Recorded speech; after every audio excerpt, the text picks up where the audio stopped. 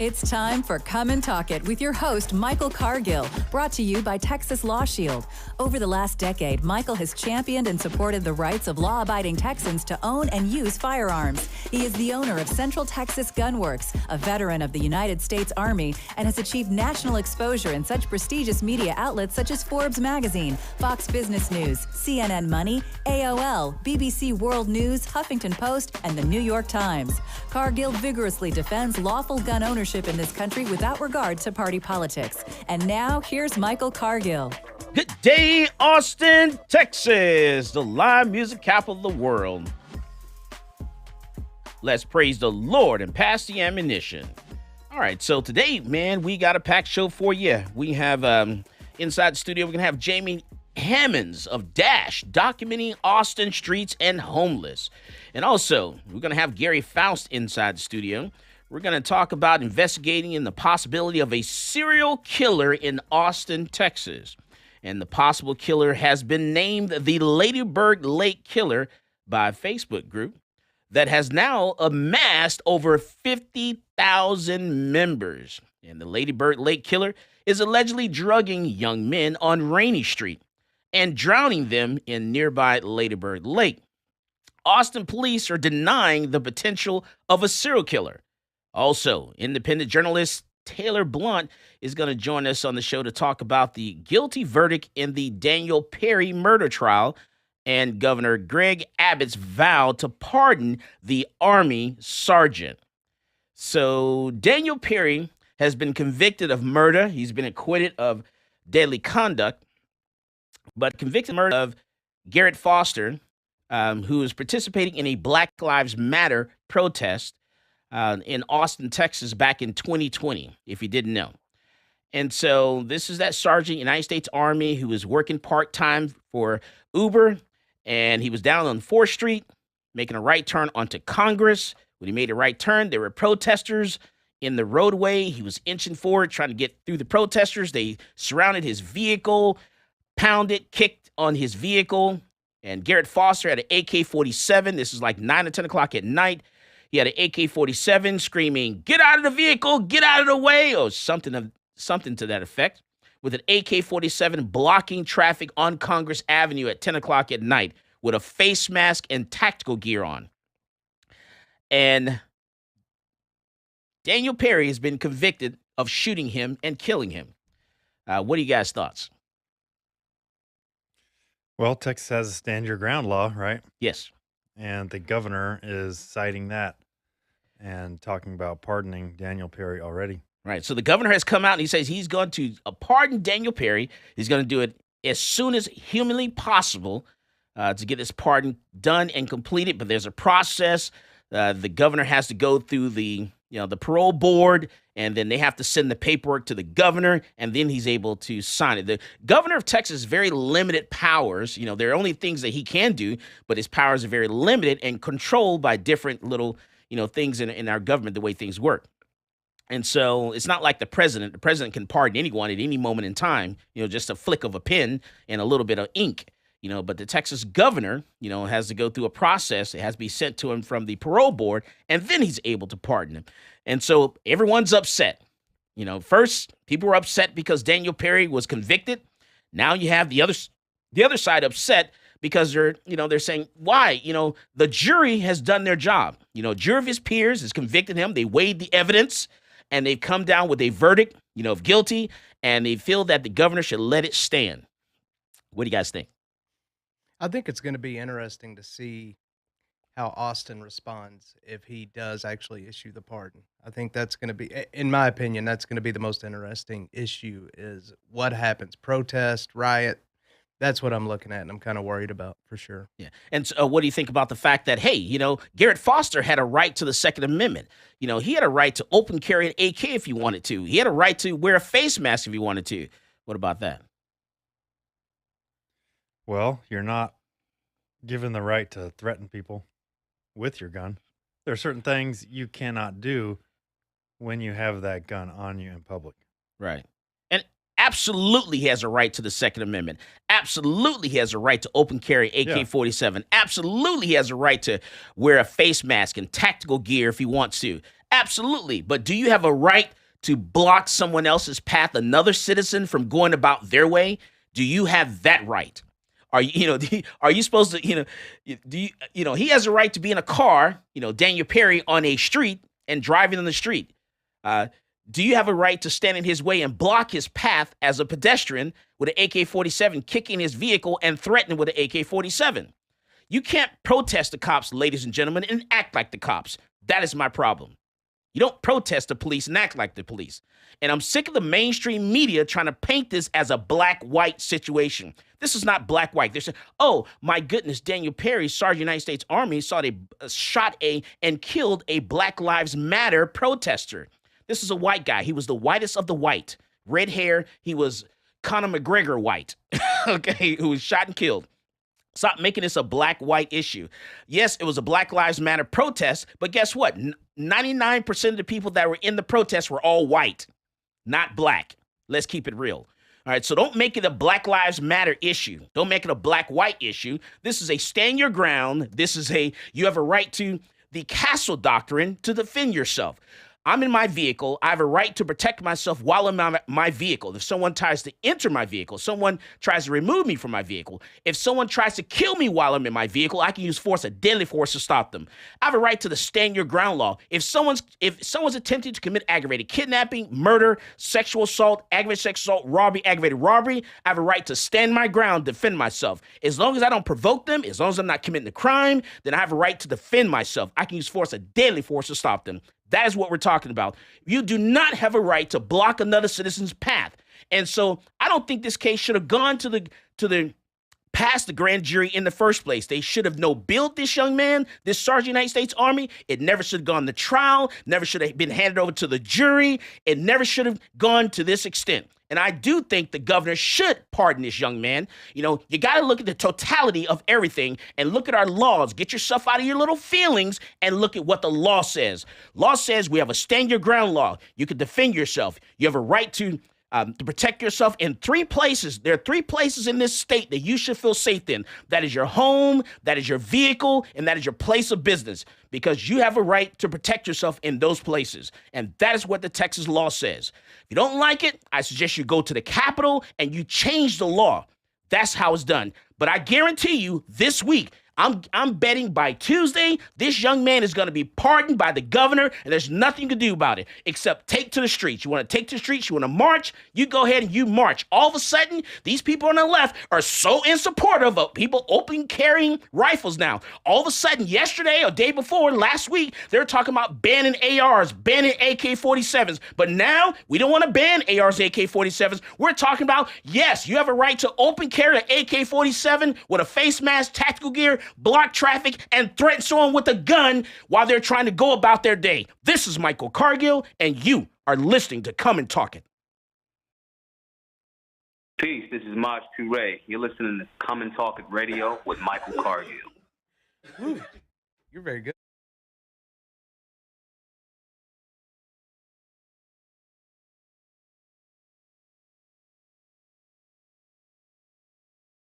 Your business is going to have technical problems. There's no question about it.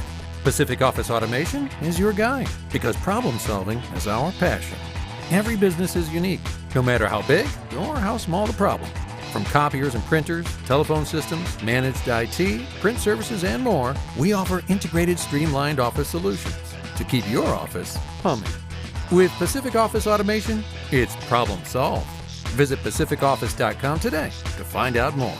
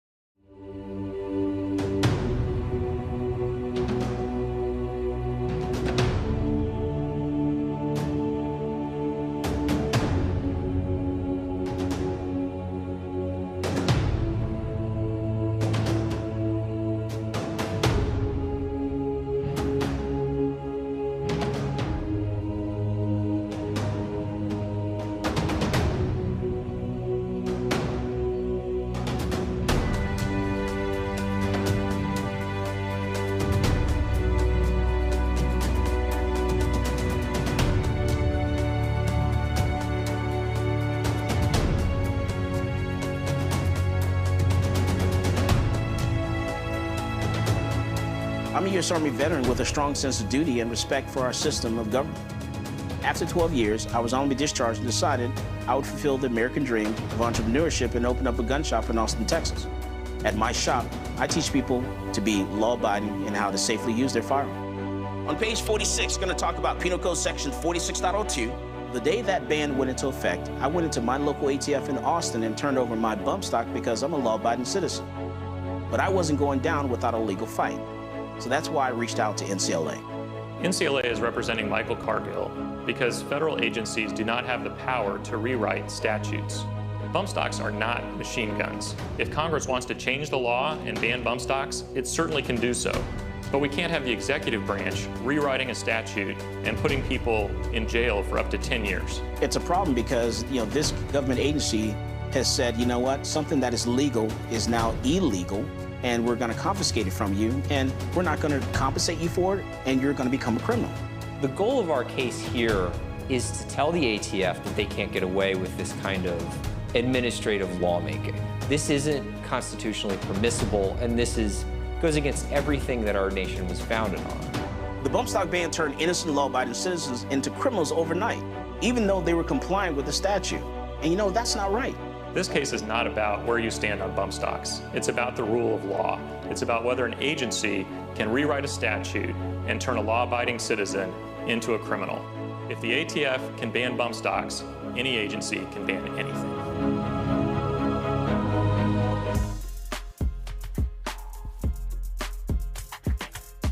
Welcome back to Come and Talk It.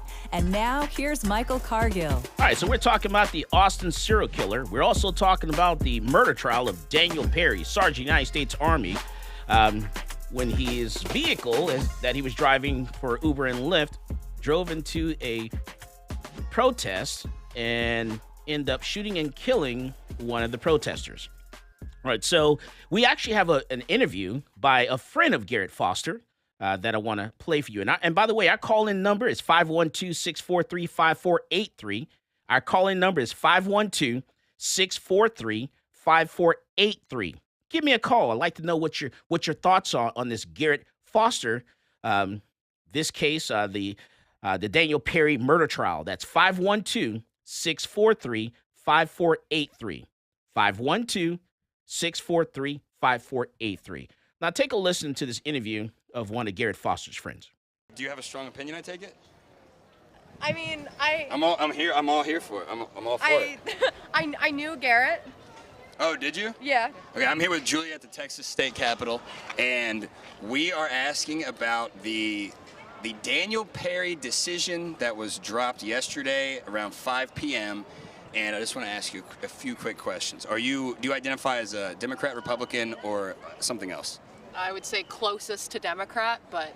Do you agree or disagree with the result of the trial? I agree with parts of it and disagree with parts of it. I think that it's a little more complicated than just black or white, but... Okay. Do you want to elaborate on that? I think it's good that he was charged, but I think that there could have been more action. And more action against Daniel Perry? Yeah. He was found guilty of murder. What more would you mean? So I don't know. I wasn't watching the trial. I wasn't paying all of the attention. So there was something with like the car that was involved and more specifics on that. But I mean, yeah, I support he was found guilty of murder. I think that's good. How do you feel about guns? I don't like them. If there would have been no firearms whatsoever in this situation, that it would have been a different outcome. I don't know. I'm not really here to play what ifs. I can't tell you, oh, what if this, what if that? I don't know. What if we all had blue skin? Then we'd have blue skin. Well, if everybody had blue skin, there wouldn't be any racism. Racism is more complicated than just skin color. Okay. Good. There we go. We got it right there. Oh, God. Okay. I need some... What crack is that person smoking? Okay. All right. So... once again, our call-in number is 512-643-5483. Definitely give me a call.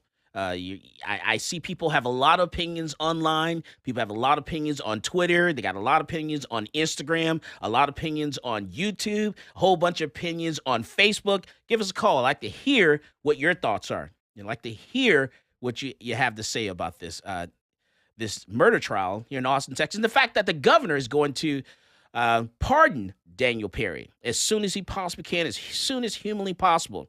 And someone's saying that Garrett. Well, you know what? Let's play the. I don't know if we can find the video of the actual the incident there. I think we can pull that up and play that. Yeah, but what are your thoughts about this case?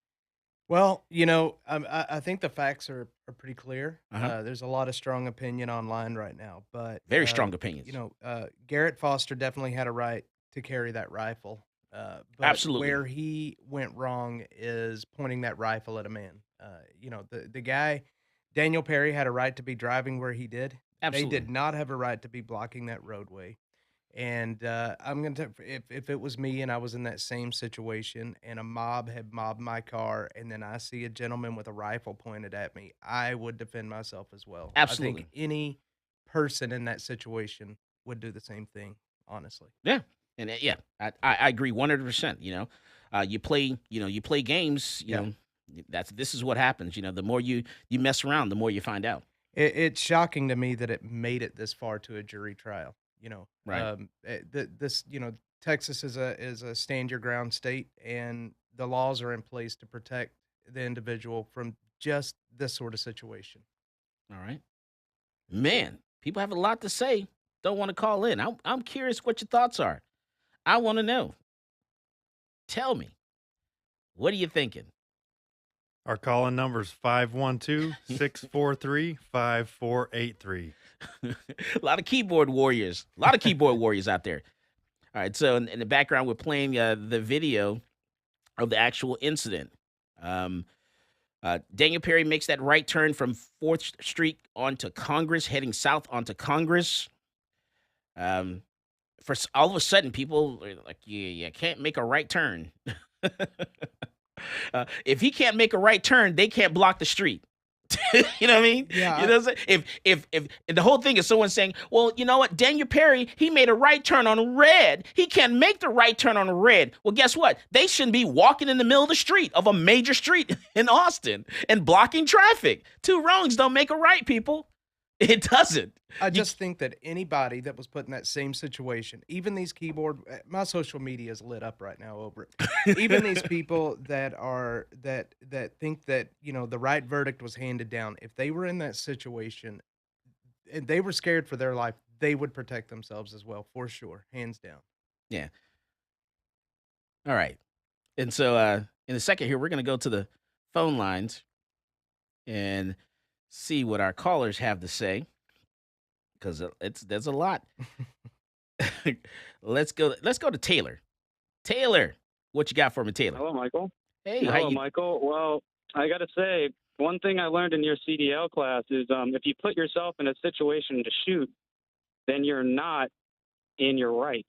I wonder what Texas Law Shield would say about that. I do think that everyone that was there that was carrying a firearm should have had Law Shield. I do think they should have had a legal plan. And the reason I say that, and I say everyone should have had a legal plan. I'm not saying anything negative about Daniel Perry's attorneys. I'm not saying they did a bad job. I'm not even saying they did a good job. What I'm saying is, you, as a person who's carrying a firearm, it is your job to help your attorney out, whoever that attorney is. And that is, once you've done something, you use your gun for self-defense, you dial 911, you call your attorney, and you exercise your right to remain silent and let your attorney do the talking for you. Daniel Perry messed up by, everything that he said, in the room with the detective and statements and, everything he was doing, all wrong. You should not have done that. That's not what we talk about. So you got to have some type of legal plan whatsoever. And I call it like I see it. When I think someone's right, I'll tell you you're right. When I think you're wrong, I'm going to tell you you're wrong. Both sides always get upset with me. And I don't care if you're on the left, you're right. Everyone gets mad at Michael. But I'm going to call it like I see it. He never should have made any statements to the police at all. Should have exercised his right to remain silent. Should have called his attorney and let his attorney do the talking for him. And don't put yourself in those situations. Me, personally, I'm not going to be in a situation where I'm downtown Austin when I know there's a protest going on. Not going to put myself in that situation at all. Okay. One thing I see people continuously gloss over in this case is the fact that they presented this even in court, is that he had text messages and social media posts before this stating that he wanted to shoot someone and claim self-defense. Even his friend testified in court. Do you have exactly what those text messages said? I don't have them, but I want to know exactly. I want to know exactly. Pivotal evidence is that that convinced the jury. I have the text messages. This was All right. Oh, you do? All right, he go ahead. Said, "Hey Taylor, what's up?" What's up, Gary? Zach. All right, go ahead. So he said, "I might have to kill a few people on my way to work. They are rioting outside my apartment complex." Mm. And he also wrote, "I might go to Dallas to shoot looters."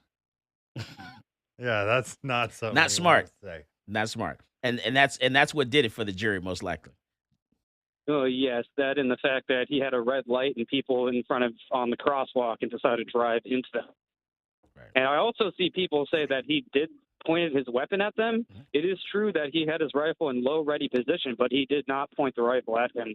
Now let's flip this over a little bit. Gary Foster also did an interview, and the same night, the night of, before marching up Congress Avenue, he actually did an interview, and he said some things.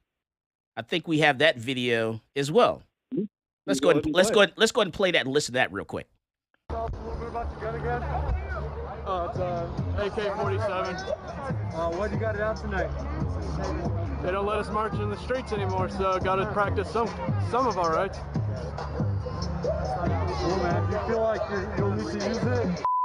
Nah, I think if I use it against the cops, I'm dead. And I think all the people that hate us and, want to say to us are too big of a stop and actually do anything about it. So why'd you start carrying? Well, our roommate got arrested and they stopped letting us march anywhere, so started carrying. All right, so Garrett Foster kind of, he says right there, look, I'm not marching in the street. We can't march in the street anymore. So they knew they weren't allowed to be in the road because they said, hey, please don't let us march in the road anymore. Well, then why are you carrying the AK? Well, if we point at the cops, we know we're dead. But the other people, they're a bunch of whatever, and we can, I can do whatever to them, and they're not going to do anything about it. You know what? The more you mess around is the more you found out, and he found out otherwise. This is Michael Cargill, and you are listening to Come and Talk It. Hi, this is Stephen Williford, the Barefoot Defender. I get my global gun news from Michael Cargill at Come and Talk It.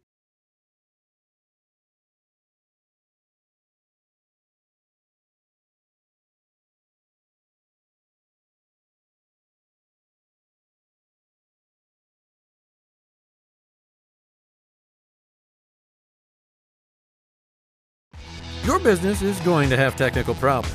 There's no question about it. Pacific Office Automation is your guide because problem solving is our passion. Every business is unique, no matter how big or how small the problem. From copiers and printers, telephone systems, managed IT, print services, and more, we offer integrated, streamlined office solutions to keep your office humming. With Pacific Office Automation, it's problem solved. Visit pacificoffice.com today to find out more.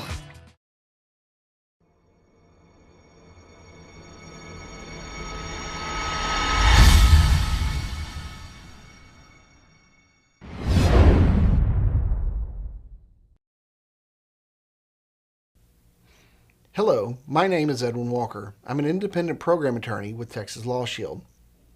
I want to talk to you today about an issue that we see on a daily basis. In fact, you yourself will encounter it on a daily basis, and that is the subject of road rage. I am sure that you have all seen road rage. You may have actually been involved in a road rage incident. Now, if you're a responsible gun owner, I'm going to give you a few words of advice on how to react when you find yourself in one of these unfortunate road rage incidents. While on the roadways, we all observe something that makes us upset. Whether it's poor driving, unsafe driving, or just simply somebody being very discourteous. By all means, you should restrain yourself from engaging that person and telling them how bad their actions were, because this can be perceived as an act of road rage. If you're a lawful gun owner, you have a firearm in your vehicle, you do not want to be viewed as the aggressor in a road rage situation. Now, with regard to a situation where an individual has chosen to rage against you, and you are the actual victim of the road rage, if you and the other individuals are still in their automobiles, do not use your firearm to respond to any of the rager's activities. This is because law enforcement views the fact that you're both still safely in your metal boxes as removing any threat of immediacy that you may be harmed. So please, if you have a gun, somebody is raging against you, forget you have a gun. Don't display it.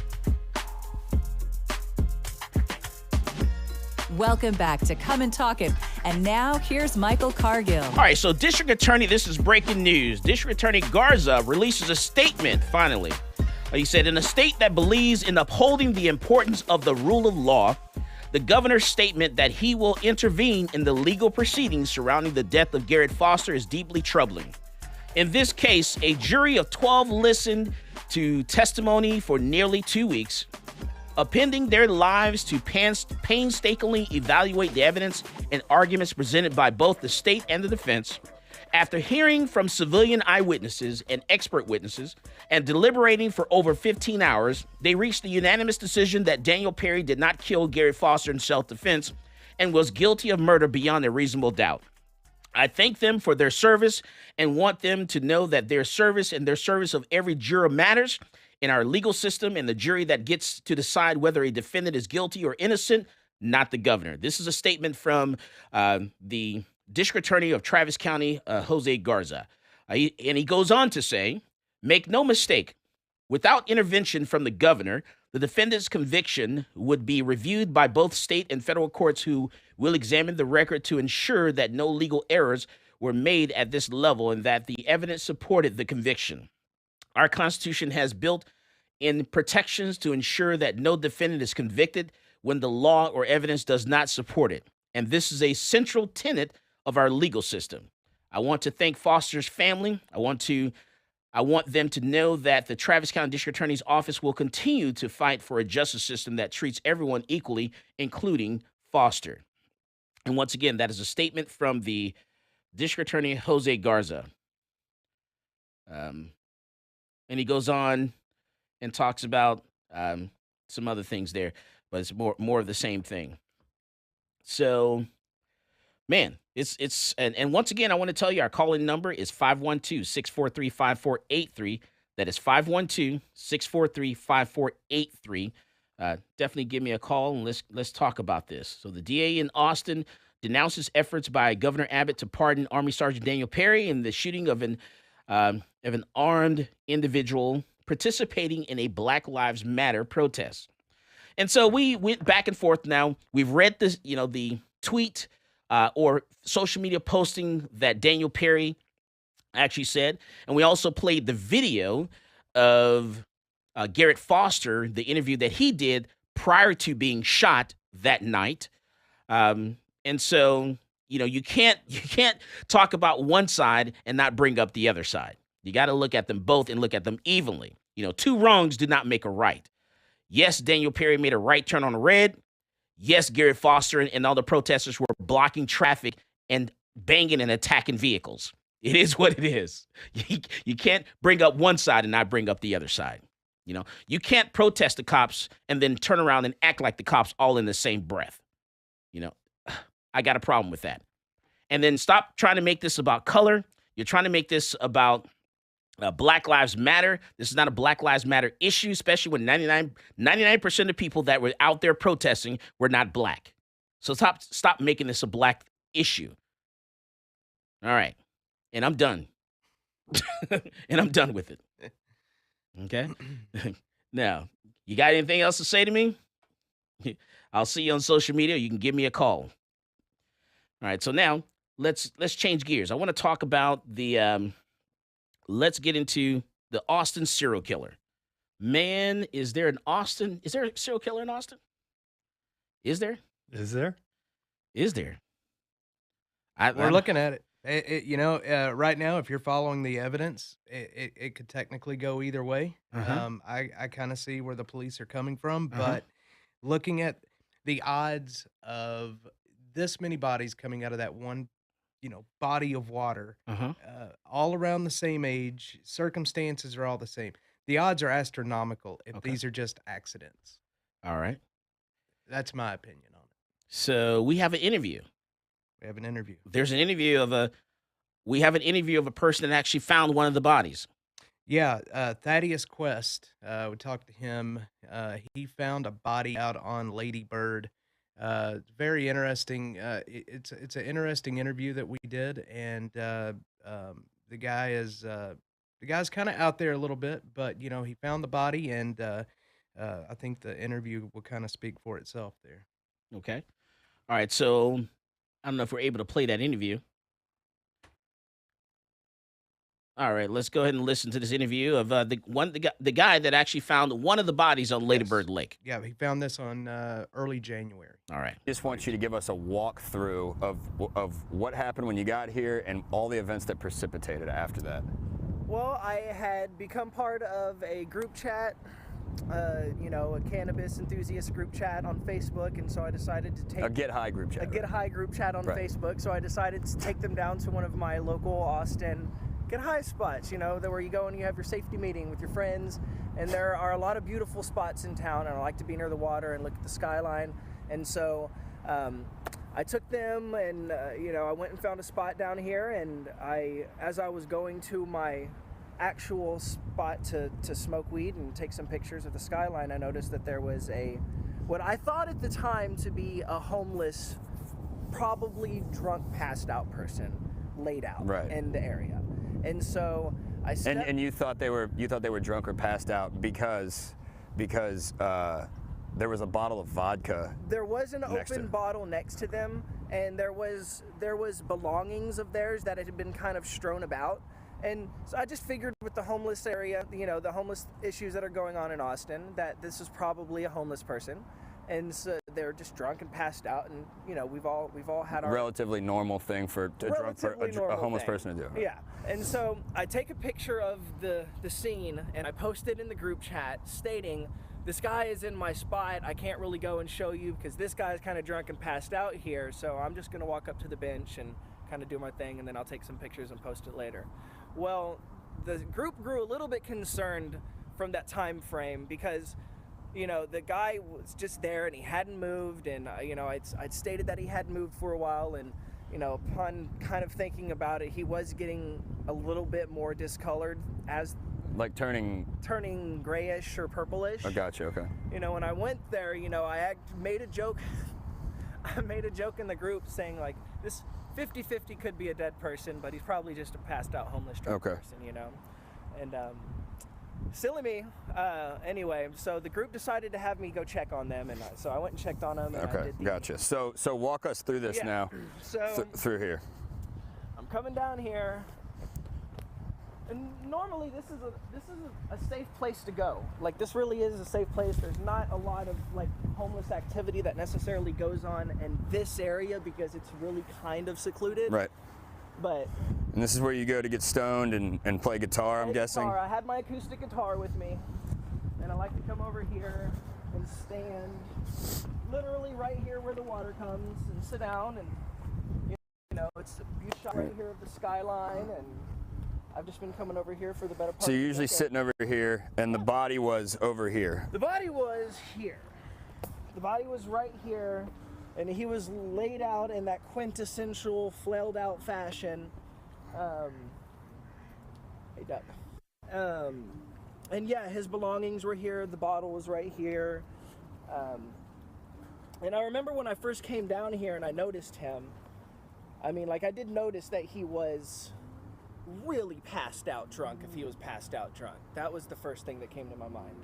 But I'm going to be 100% honest. I didn't want to deal with him at the time. I was in my own frame of mind. Right. I work a recovery program, Cali sober. I don't drink anymore. I don't do hard drugs. Cannabis and music is kind of where my thing is at right now. And I was gonna leave his energy over there for a little bit and come do my own thing. But then whenever I came over and I actually checked on him, and I did this thing, and there was no movement, and I tried to call him, and I didn't touch him. I wasn't going to go that far. Okay. And I called 911, and I called 911 when I was kind of standing between here and there. And when I was on the phone with 911, right across here is when I noticed the guy in the, like a black hoodie, and he wasn't like large or anything. It was just a guy in a black hoodie, just kind of super concerned about what was going on over here. Was he here prior to you getting here? If he was, I don't remember. Like, mind you, I wasn't paying too much attention to that area. Your focus is over in this realm. I was walking down here because this is my spot. Okay, so what about this graffiti? So that's another thing. So when I posted the picture in the group chat, I didn't notice any of the graffiti on here, but then someone pointed out that there's actually, satanic graffiti here. There's like a 666, and whether or not this was here before the incident happened, I don't know, but the person who pointed that out did tell me that here, back in the Riverside, Montopolis area and all the homelessness, there is a known satanic like cult type thing. Okay. There's lots of satanic occult symbols that are graffitied in the one of the tunnels that are over there. But you didn't see anybody spray painting this? Anybody come over here and spray paint or anything like that. This was already here when I came over. Okay. Yeah, this was everything. And the gentleman who was over here, what did he look like? I mean, it was dark. The sun had already gone down at this point. So that guy wasn't here when you first got here. It was just this guy. If he was here, he was up hiding over there waiting. Okay. Just hanging out. Gotcha. But whenever I was over here and I started the phone call and I came over this way, he was extremely concerned about what I was doing over here. And then did he say anything to you? No, because he was gone before the police came. But he was looking at you and watching what you were doing? He was definitely looking. I was looking for lights on the street. I was waiting for the police to come, so I was half paying attention to him, half paying attention to the lights, Gotcha, okay. And how long after you found the body did you actually call the police?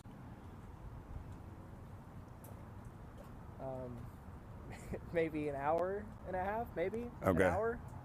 And that's how long after you realized that it was a dead body did you call the police? When I was 100% for sure it was a dead body, I called the police. Okay, gotcha. There was a 50-50 chance. We were. Now, mind you, I'm just being 100 here. We were making jokes in the chat, lighthearted stuff, like this could or could not be. None of us really thought it was an actual past unalived person out here. But unfortunately, that's what the situation was. Were there any signs of physical trauma to the body?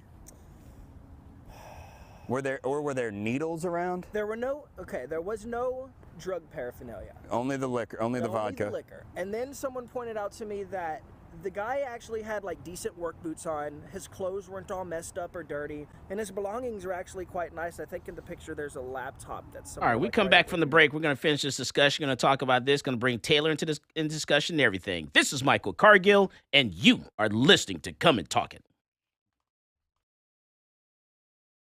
This is Coley on Noir, and you're listening to Come and Talk It with Michael Cargill.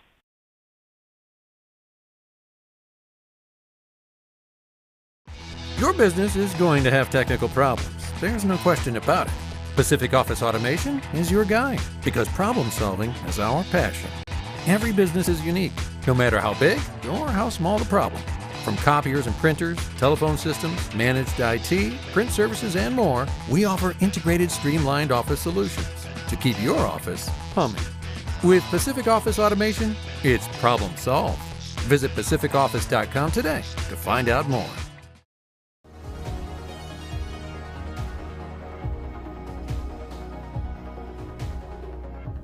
Whether it's a typical traffic stop or you're just involved in a use of force incident, encounters with law enforcement can be scary and stressful. In the heat of the moment, you may inadvertently say something you don't mean or make an inconsistent statement. These are red flags for officers, and if they think you're lying or your story doesn't add up, they might arrest you and let the criminal justice system decide your fate.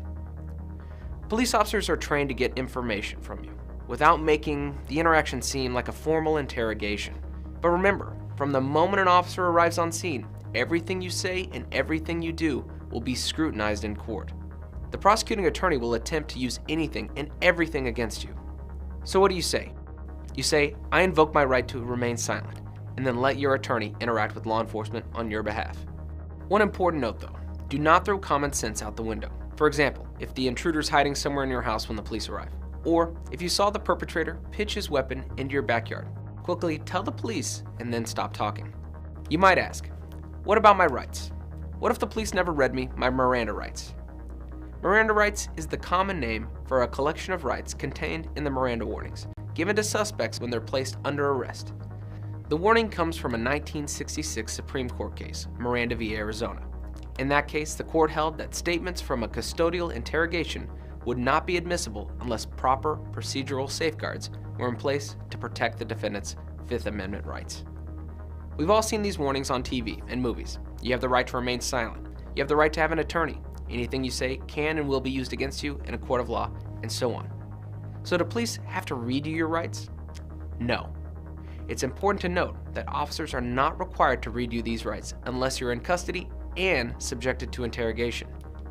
If the police show up to a crime scene and start asking you general questions and you voluntarily tell them everything that happened, those statements can be used against you regardless of the Miranda warnings because you're not in custody.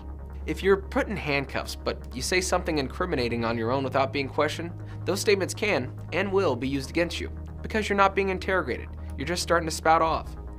This is why it's imperative that you know your rights and you shouldn't rely on the police to read them to you. Affirmatively invoke your rights. Say, I'm invoking my right to remain silent and my right to my attorney. Once you do that, the police legally shouldn't continue questioning you without your attorney present. But remember, there's a second part to this equation. After invoking your rights, you must exercise those rights. That means... Welcome back to Come and Talk It. And now here's Michael Cargill. All right, we're back and we're talking about, is there a serial killer in Austin, Texas? And so we're listening to an interview of a young man that found one of the bodies. And he says, he was there on the site, where the body was. The guy was actually in his spot where he sits and chills and gets high and just enjoys the sights and stuff like that. But he says he wasn't high. He's in rehab, but he'd been there for a whole hour with this body. Take a listen to the rest of the interview. He may not have been a homeless person. He could have been a migrant worker. Or I don't know what, but Was it a white guy? Well, when I found him, he was a gray guy. So I want to say white or Mexican. I want to say he had short cropped hair. What about the guy over here? Was that just a hoodie? That's all you could see. You couldn't tell the ethnicity, but you could tell it was a male, though. I could tell it was probably a male. Yeah. Okay. And there was no blunt force trauma to the head or any or blood or anything like that. There was nothing that would indicate that wasn't just a passed out drunk person. Okay. So did the body seem bloated? No. I don't have a lot of experience with bodies, yeah, so I don't have a lot of frame of reference. But he didn't. I did remember that from the time that I first found the body, the color had slightly changed. So it could have been a freshly dead body. What did the police say when the police got here? They just asked what I was doing while I was down here. I just told them I was playing guitar. Well, the Austin police wouldn't care if you were smoking pot anyway. Did you tell the police about the other guy that was here? I didn't, because I didn't think about all of this until after the fact. I was kind of in shock. I'd posted the pictures. And you were stoned. And I was stoned. Yeah. No, I'll lend you some. If you want to. A buffer. But I was also kind of in a little bit of shock. I wasn't really. I just tried to give them the information that they asked for so I could leave. Yeah. I know. Yeah, and. I get where you're coming from. I've dealt with the police a lot, unfortunately. Do you think that this is connected to any of these other bodies they're finding? I don't have a lot of information about what's going on with the other stuff. Okay. But do you think this guy could have been drowned? And do you think that the dude that was here, very interested in what was going on, is at all related to this? He definitely wasn't drowned because there was no wetness. So it wasn't like the body was pulled out of the lake or anything like that. The guy, whatever happened here where it happened. And I'm convinced that the guy that was over there definitely had something to do with it, and I just stumbled upon something as it A potential murder, but after the fact. But Okay. that's just speculation. At Gotcha. This point, Okay, you know? cool. Well, I appreciate you, man. Thank you. Yeah. All right, so Gary. Okay, so off bat, I want to say that Dilly. We have been interviewing people. Me and Jamie have been interviewing people pretty much since we got in contact 4 days ago, and we've been mapping this out and seeing if there is a correlation, and even if there's some. We've been talking to people that have had family members' bodies show up in Shoal Creek. We've researched this stuff. A guy that was out in Lake Travis. But what we've concluded so far, just off bat, is that anything that's not happening in Lady Bird Lake is likely not related. So anything in Shoal Creek generally is homeless people, with the exception of Lori Faber's brother, Randy Lex. How do you say his last name? Lexvold. And we have any pictures of that guy? We do. It's in there in the Okay. the Yeah, document. it actually says Randy Lexvold. Okay. Yeah, and the method of murder or the method of death for all of these guys is they're all being considered being drowned. But and this is what was interesting about this is that there were a lot of discrepancies in this interview, right, Jamie? There was. With what he said. Yes. So I'll just say, who's Randy Lexvold? Lori Faber's brother. He was a guy that was found in Shoal Creek. He had been thrown over the edge of the bridge. The police said it was not a hit and run, but his body was like, he broke his femur. He had a puncture. he was Exactly. mangled. He had a puncture through the above his right eye that was causing hemorrhaging.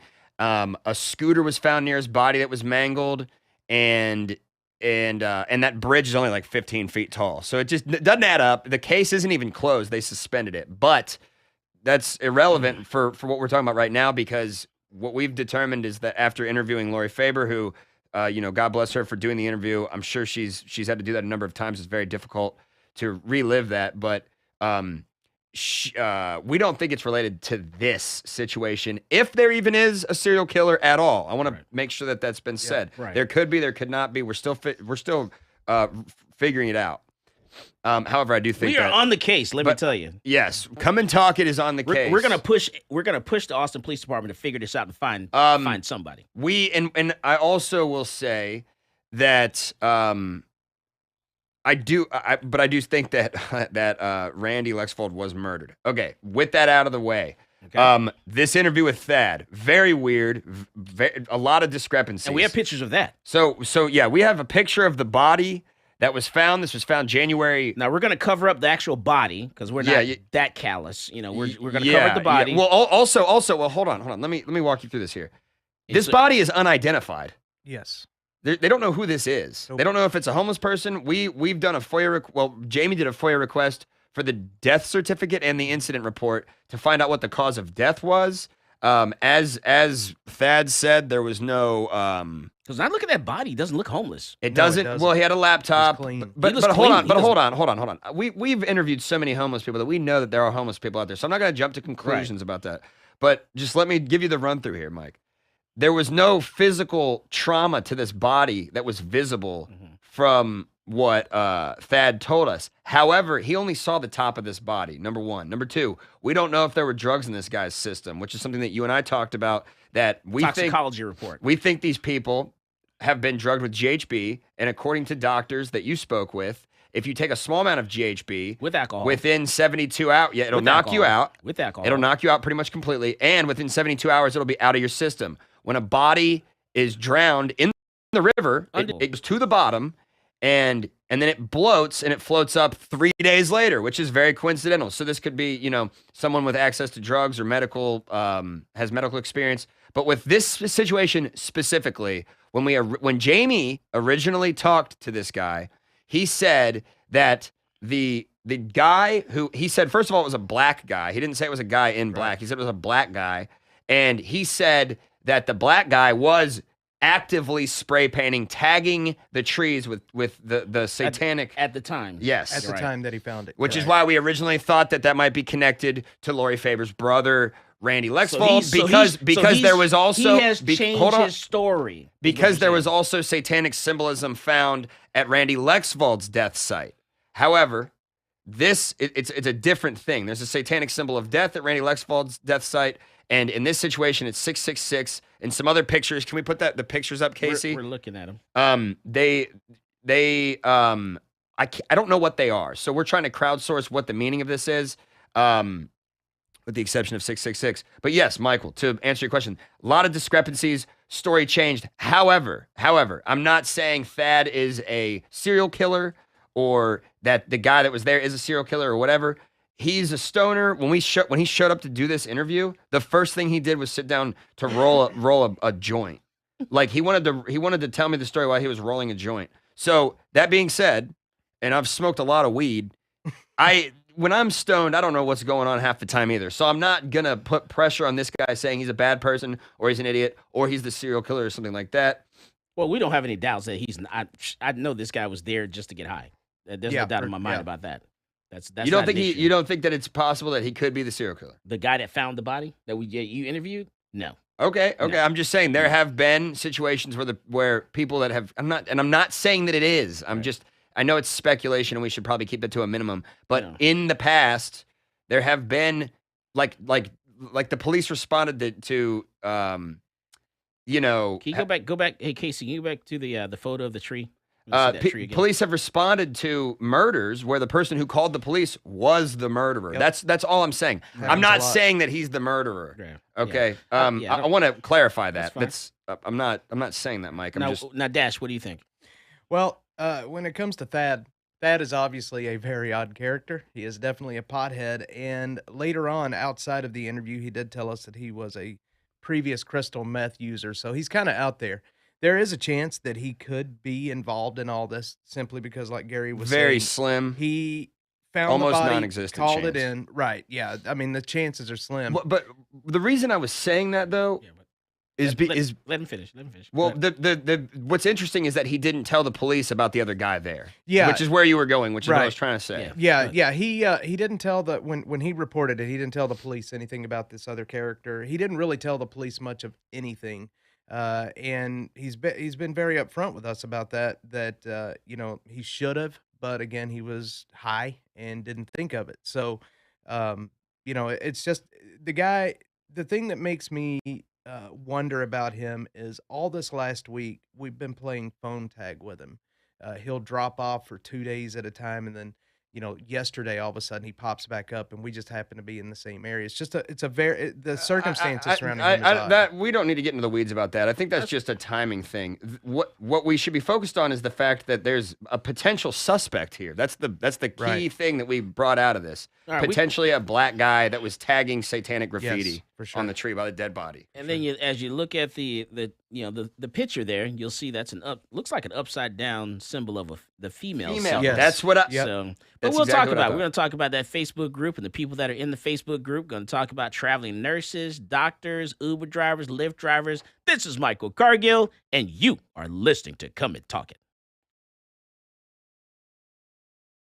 Yo, what's going on, guys? It's Jack Jones here, and I get my gun news from Michael Cargill on Come and Talk It. Your business is going to have technical problems. There's no question about it. Pacific Office Automation is your guy, because problem solving is our passion. Every business is unique, no matter how big or how small the problem. From copiers and printers, telephone systems, managed IT, print services, and more, we offer integrated, streamlined office solutions to keep your office humming. With Pacific Office Automation, it's problem solved. Visit pacificoffice.com today to find out more. He didn't act that way. He never flinched. He went for his pockets, and when he went for his pockets, I thought my heart was going to stop. I mean,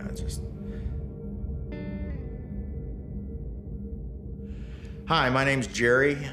The incident we're going to talk about took place in early March of 2017. Started back about 3 years ago. We had a fella in the neighborhood that nobody really knew. We weren't familiar with him, and he was pretty regular about speeding up and down the street. It escalated into more speeding, threats. He chunked some rocks up into the yard, and broke my windshield in my truck, and it escalated from that into death threats.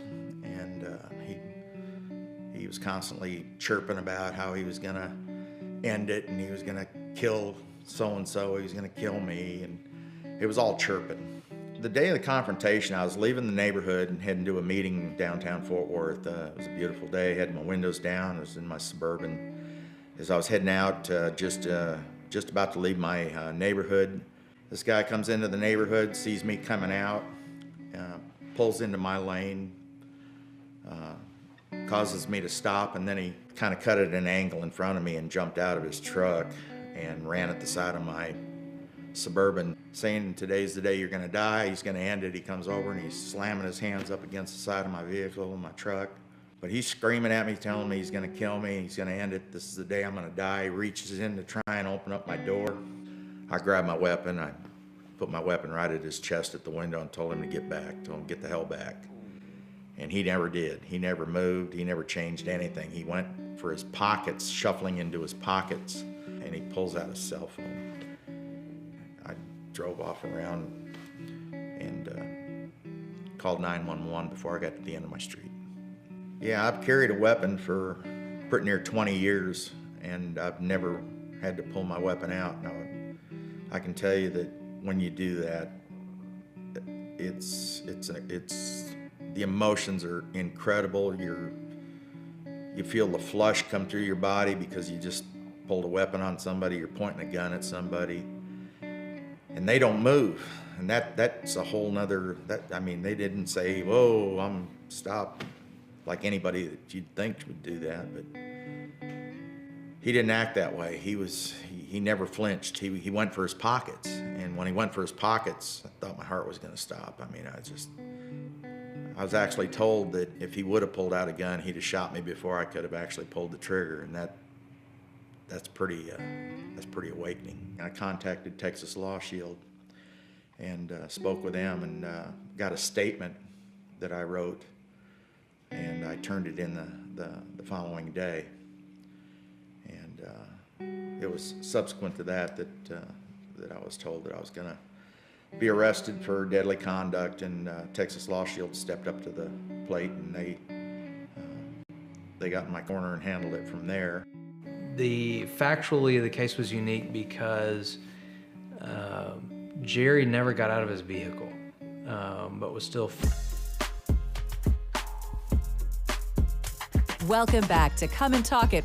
And now here's Michael Cargill. All right, so we're back, and we're talking about, is there a serial killer in Austin? Don't know, but we're on the case here. We're breaking this down for you. We're talking about the bodies that have been recovered. We're talking about family members. We're talking about everything. Gary.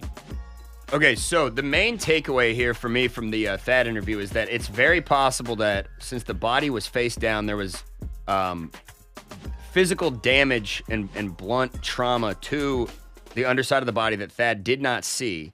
And he did say that there was a person there when he got there. So when he originally told Jamie in the text was that this guy was there actively spray painting satanic symbols on these trees. So this could potentially be occult related. But the reason that this is important is because it could mean that he potentially stumbled onto the serial killer, or in this case, maybe even an isolated murderer. And this killer is killing people by drugging them and then beating them to death, and then he's basically throwing their body into the Ladybird Lake as like a red herring to make it seem like they drowned. That's the takeaway that I got from this. I'm also not like an expert in all of this, but that's what I've been speculating. Other than that, Jamie's got a bunch of information on the other victims that we're thinking are potentially connected. Yeah, so we've got Jason John and Martin Gutierrez. Those are the two main ones that I'm focusing on right now, and that's a lot of the reason is because they were last seen in the same area, which is on Rainey Street. Jonathan Honey? Jonathan Honey, yeah, I'm As just well. starting to look into Jonathan. Okay, But most of okay. my information goes along Jason Johns and Martin Gutierrez. I'm going to be talking to Martin Gutierrez's family on Monday. But the demographics are the exact same. If you look at the pictures, they look a lot alike. They're around the same age. They have their family, as I've been speaking with them, do not believe that they accidentally just fell off in the water and drowned. They think there is something more to it. And talking to them, these men are in the bars, they're drinking, and then they just poof, they're gone, and they're found days later in the water. So the odds of this actually happening and it just being an accident, I mean, it's always possible that what the police are saying is right and that this is simply just an accident. But if you look at the odds of all males, all around the same age, their physical appearances are all the same, and the circumstances surrounding their death being the same. In such a short amount of time, the odds are astronomical if this is just an accident. I need to take that to Vegas. And there's Exactly. also Christian Pugh, who was found alive, actually. He Yes. disappeared for 3 days. He was found in a bush, but he came to town to see Tom Segura perform stand-up in 2018, I believe. Yep. And he got drunk, disappeared for 3 days, and he was found in what the news said was rough shape, quote, rough shape. And what's interesting about this guy is that we reached out to his family. They told Jamie that he's been traumatized by all this and he doesn't Yes. want to talk about it. But then we found footage of the Honeydew podcast online where he's joking around about having disappeared for 3 days. So it's contradicting statements there. They're definitely protecting him a little bit. Right. But again, this is interesting because if he was beaten and left for dead and he was drugged with that small amount of GHB, he was found 3 days later. Even if they would have drug tested him, it would not have Would've been showed gone. up. Yeah. Would that actually get metabolized out of your system if you're dead? He was alive though, Christian Pugh. But if you get the GHB and then you die a couple hours later from it or from drowning and then Don't days know. pass, Well, then does Michael- the GHB leave but- your system Well, still? Michael, you were saying don't, that. don't know if once you're dead, then odd it thing- stops metabolizing. I would think wait, so. Wait, but Michael, you said that the GHB is out of your system after 3 days when they're finding these bodies, so it doesn't matter. But well, also whether the you're alive or GHB is dead, not where part you're- of their toxicology test. yeah, it's their not. normal toxicology screening. It's more of just your normal street drugs. And I have a FOIA in for that to see exactly what they're testing for on a normal toxicology screen. That's a good idea. But to my knowledge, they are not testing for that. Okay, well then maybe I was misinformed. I thought you said that these dead bodies, that after 3 days the drug still is out of the sand. Not. Well, I would think that if you die, then Once you die, this everything time, stops. You're not Yeah. metabolizing anything. Exactly. But if Then you're it just alive- stays there. Can you It's look frozen that in up time like almost. right now? I'll do it. Let's go to Taylor. Taylor, let's bring Taylor into the conversation. Hello. Okay. So, as someone who is work service industry down here and also lives on Rainy Street, and I'm also in the target demographic, it does highly disturb me, these disappearances, and have become a little more frequent. So I would like to say, while I've been out here, I have been drugged twice, once on Rainy and once on Dirty. I And in the also got past- drugged on Dirty as well.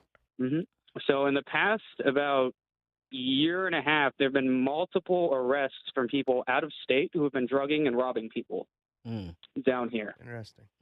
Interesting. And it's not uncommon, but it usually happens to women, but it does happen to men. And one thing I'm going to say is when you're walking from the bars after 2 o'clock, the only place you're going to be able to pee or anything is going to be in the woods next to the lake. So You know, there's a it could high be possibility somebody. these people left and were just went to go pee into the lake and were pushed in. And that could even be the MO of the killer. But of course, there's no way of even telling that. So In that dark area over by the bridge is what you're saying? Mm-hmm. And the APD has released a statement saying there's no foul play. But in police investigations, as more evidence comes about, they can, of course, Change that change their tune there. they, of course, can have change what they believe. Yeah, but there was one, Jamie, which victim had been hit in the head and had brain swelling? That would have been Martin Gutierrez. Yep, he had a blunt force injury to the back of his head when he was found. When was this? Let me see here. We have an entire chart. Oh, quick question, Taylor. You live on Rainy Street, Yes, sir. and you And I seem to know honestly, how the I- killer would think. So, are you the serial killer? No, definitely not. But I do like Okay. to take the walk around those trails at night after bar close. I have never seen anyone else out there. So Of course, I'm usually armed. So you're really painting a target on your The back medical there, Taylor. examiner's office found that there was a bruise or lower part of Gutierrez's head, no skull fracture. This injury is listed as blunt force trauma to the back of the head. The ME's office notified. Which is exactly what Taylor just said. Right. Basically. and that's good enough to knock somebody unconscious. For sure. And So- all you would have to do is have them fall in the water face down, and they would die. And isn't that how they found one of the bodies? Martin Gutierrez. So if Yeah. someone gets drunk, they get separated from their group, and then prior to getting separated, someone slips something in their drink. Let's say someone's standing next to them at the bar, slips something in their drink. They ended up coaching them to walk outside, coaching them to walk down the street toward where the lake is. Right. That person's so out of it, they're losing it. And they just get a fascination of watching someone just die and push them in the lake just to watch them die, if that's your fascination. Very well possible. Yeah. It is strange that it is the same demographic as well. And it's funny how there's a Facebook group. Oh, Yeah, and the I'm Lady very Bird and I'm Lake very serial killer and I'm group, very yeah. I'm suspect of this Facebook group is sus to me. Yeah, that group has exploded in the last week. What's the name of it again? I think it's called the Lady Bird Lake Serial Killer. I Yes. joined Yeah, it it's last awesome. weekend. They had roughly 3,000 to 4,000 members, and as of the last time I looked at it, it was up close to 30,000. And And some all of the It's at 60,000 now. oh wow, okay, yeah, they blocked me Wow. off of there. Go ahead, 2 Taylor. days What are you ago. gonna say? Why they blocked you off of there? Yeah, I'm not sure why, but they did. What were you gonna say, Taylor? That is very strange. I was gonna say I'm looking at the thing right now. All the admins and moderators besides one person is a woman. Yeah, it's very very very sus group. The mods on there, they're all very particular about what's allowed to be posted. It mostly just seems to be gossip, drama, and like faux activism. But I tried to post the interview in there. It hasn't been accepted. Jamie got booted from the group completely, I tried and to then post the interview in there. and you didn't get accepted either. I didn't get it. They wouldn't accept me into Michael, the group. what do you think about the group? You told me you had thoughts about this earlier. If there's a serial killer, the way this group is acting, when you read the different posts, I'm finally in the group, but when you go through and read the thread and everything, if there's a serial killer in Austin, that killer's in that group. In the group, for sure. That killer's in that group. And a lot of people have been mentioning that, and I think they're restricting posts now of people mentioning that, which is weird. And I'm not saying it's like a big cabal of evil women that are drugging. You're probably one of the admins. I'm not 100% sure there's a serial killer in Austin, but I'm saying that if there is a serial killer in Austin and that person is pushing people in the lake and doing something to people, drugging them or whatever, I'm saying they're in that group. Well, what was odd is last weekend, they specifically came to Twitter and invited me to the group. The owner of the group did. I went and joined. I made 2 posts. Wait, what? Yeah, I made 2 posts on there. And then they kicked you out. Basically, the 2 posts were just asking if you have any information, email me at this. They accepted the post. They were on. And then I went to try to look when we were working the other day, and I was blocked. Well, I have a feeling that there's. I'm telling that group is really sus. I think it's got something to do also with like politics. Like sure. I think that since you mentioned on Twitter that you had worked briefly with InfoWars in some capacity, I think that maybe those women that are running it don't like InfoWars. And we come back from the break. We're going to talk about this and more. This is Michael Cargill, and you are listening to Come and Talk It. Folks, this is Doug Man Jones. And I get my gun news from Michael Cargill at Come and Talk It. Your business is going to have technical problems. There's no question about it. Pacific Office Automation is your guide because problem solving is our passion. Every business is unique, no matter how big or how small the problem. From copiers and printers, telephone systems, managed IT, print services, and more, we offer integrated, streamlined office solutions to keep your office humming. With Pacific Office Automation, it's problem solved. Visit pacificoffice.com today to find out more.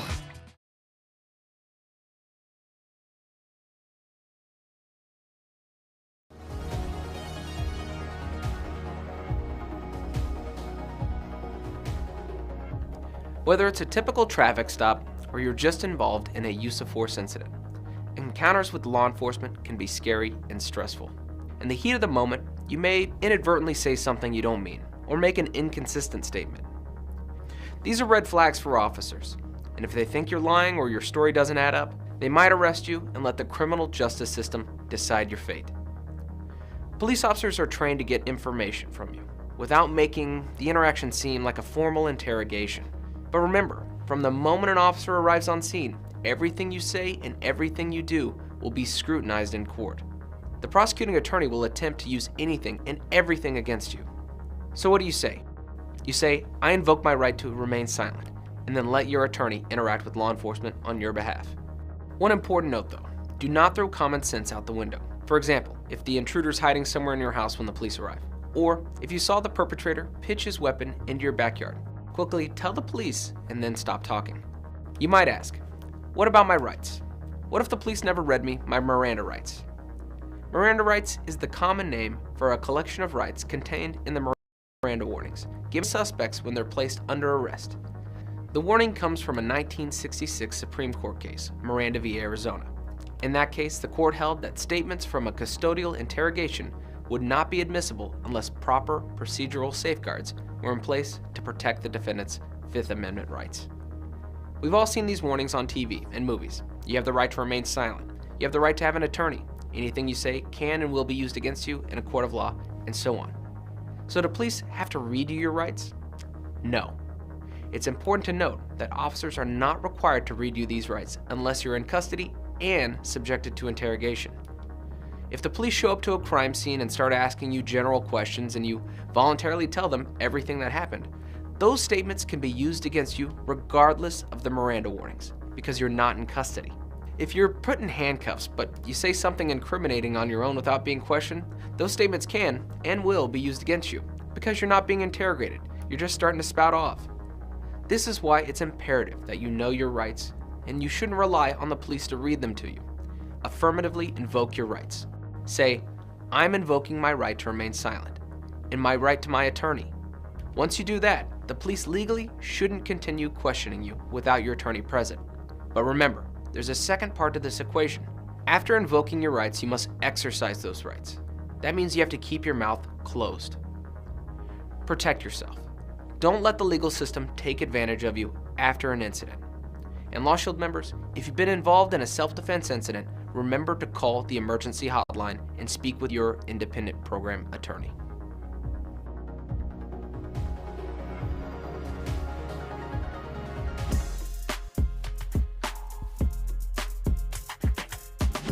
Welcome back to Come and Talk It. And now here's Michael Cargill. All right, not sure if there's a serial killer in Austin. We're not convinced just yet. But if there is, I'm definitely sure he's in that Facebook group that we talked about. For sure. And, is this person a traveling nurse? If there is it a doctor? Is it a police officer? Someone that has access to the drug? Is it someone that's, that has a fascination of just, standing next to someone at the bar, dropping something in their drink, following them out to the lake and pushing them in the lake? And watching them die. Is that it? Not sure. Is it someone that's been arrested, is a repeat offender in the system already? And our district attorney, Jose Garza, has let this person out of jail and walking amongst us right now? I bet you most likely, yes, that person may already have a record if they're hanging out down there. Not sure. Gary, what do you think? I think that's very possible as well. They do say that people get involved in the investigations when they're of the serial killer descent. I'm just kidding. I don't think it's genetic, but they do get involved, allegedly. I'm not an expert on any of this stuff. But recidivism rates, and in Austin, people feel like they can kind of get away with whatever they want because the police are defunded, which I'm still a proponent of because I haven't gotten a speeding ticket in a long time. But they've been funded again, though, right? They got refunded? Yeah, they got refunded. Oh. That's what they said. They got even more money They got even more money. Yeah, they got more money. But they just don't care now, or what? It's called there's a term for it. It's called quiet quitting. Quiet quitting. Quiet quitting. I've heard that term before. I will also say this. So I did go around Rainey Street and 6th Street last night around 11 till 1 a.m. and interviewed a number of people about what their thoughts were on this. And we'll air that next show. Mhm. And then I did actually ask 2 police officers what they thought, and they said, it's just under investigation, but they said, it is what it is. They didn't have any conclusions to give me, but they were receptive to me.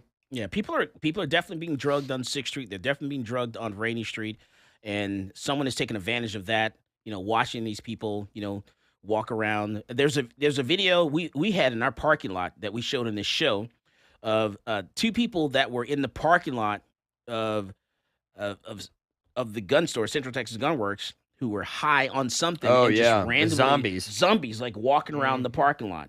And so, what if these people are in that state, that mindset, and someone comes along and just takes advantage of them? Yeah. Because they didn't know where they were. They were just like literally walking around our parking lot like zombies. And so if these people are drugged to that point, then it's very easy to take advantage of them. So Jamie and I have our work cut out for us this week. Yeah, absolutely. And then you said on the break, you said there's the bump stock. There's an update? Yeah, hold on. Let me go back to Taylor. Taylor, you got anything about this stuff? No, I don't really have any more about it. I think we need to wait and kind of feel it out. Okay, you might want to be careful yourself. You live there on Rainy Street. That's true enough. Yeah, all the trust fund babies. Be careful, trust fund babies out there on Rainy Street. All right, what do you think, Dash? Yeah, I mean, this coming week is going to be a big week. We've got some interviews coming up with family members. Hopefully, we can get some new information. Got some more talking to Lori Faber to do, and we'll see what comes of it. I do want to mention we were going to have somebody on the show today, remember? And they actually backed out. Yes. One of the family members. I'm not going to say who, but. And as we get closer, we're pushing this.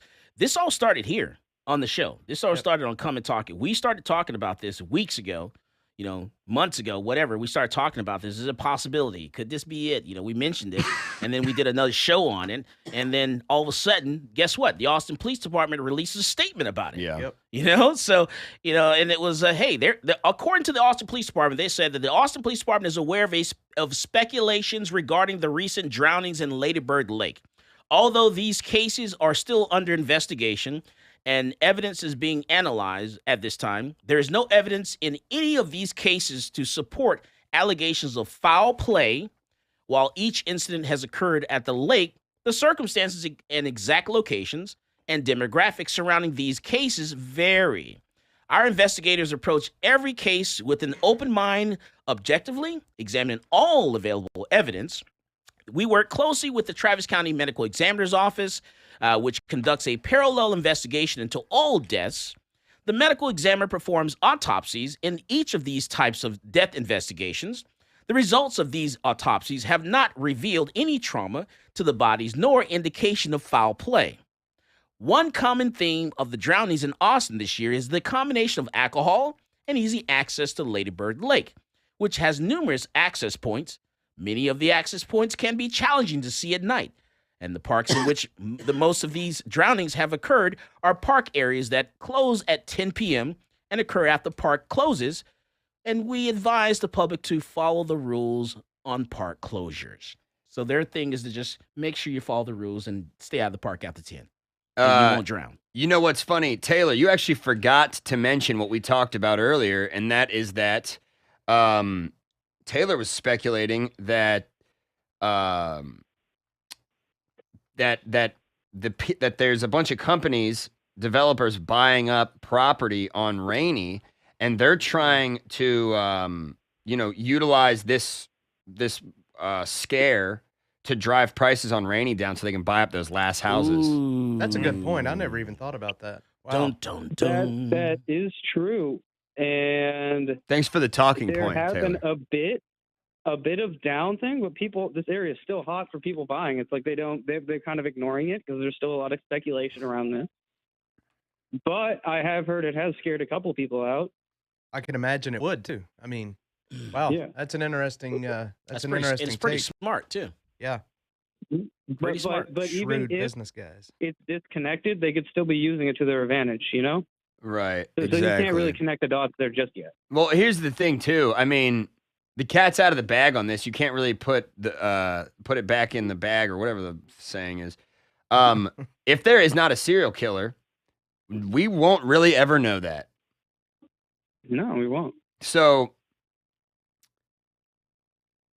and I just want to say that there is always a chance that the police is right and that they're, that this is just a series of accidents. I mean, it's very possible.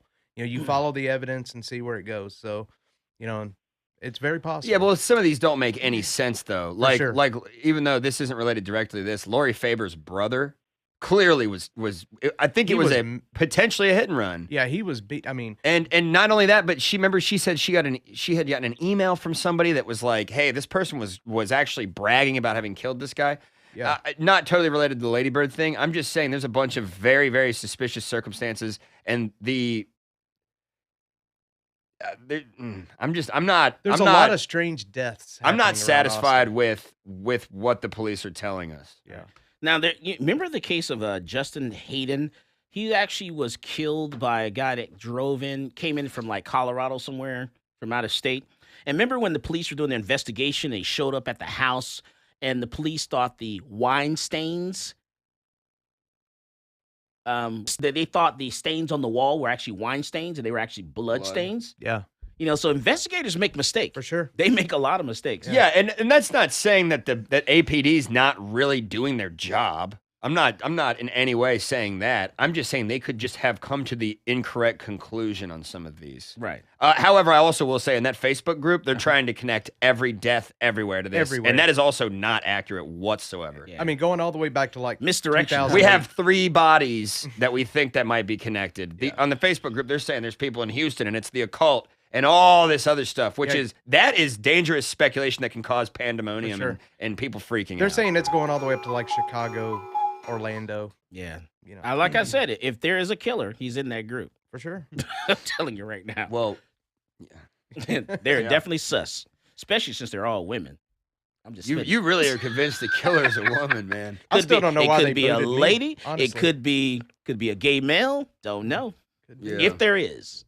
Well, they like I said, there allegedly was the guy that was seen at the scene of the body, the unidentified body. That was this guy in a black hoodie, black guy, whatever. All right, so I want you guys to know the bump stock lawsuit. That's right. So at the very last minute, the very last hour, the federal government, Department of Justice, Alcohol, Tobacco, and Firearms decided to file an appeal to the Supreme Court in the lawsuit, the bump stock lawsuit for Cargill versus Garland. So now this case is going to go to the Supreme Court. If the Supreme Court decides to hear this case, if they hear it, there will be a trial. There's a trial, then that will become the law of the land. If they don't hear it, they send it back down and say, hey, bump stocks will just remain legal in Texas, Louisiana, and Mississippi. But we want the Supreme Court to hear this case. We want to go to D.C. We want bump stocks to be legal in all 50 states. It's not about bump stocks. This is about the ATF. This case says the ATF cannot create a right law, and that's what we want to say. We want the Supreme Court to rein it, to just, to actually, rule on this case to say that guess what? ATF, you cannot write law, and that will stop the brace ban, that will protect anywhere from 10 to 40 million Americans from becoming felons overnight. As always, more guns equals less crime. You go out there and you buy yourself a gun. You've been listening to Come and Talk It with Michael Cargill.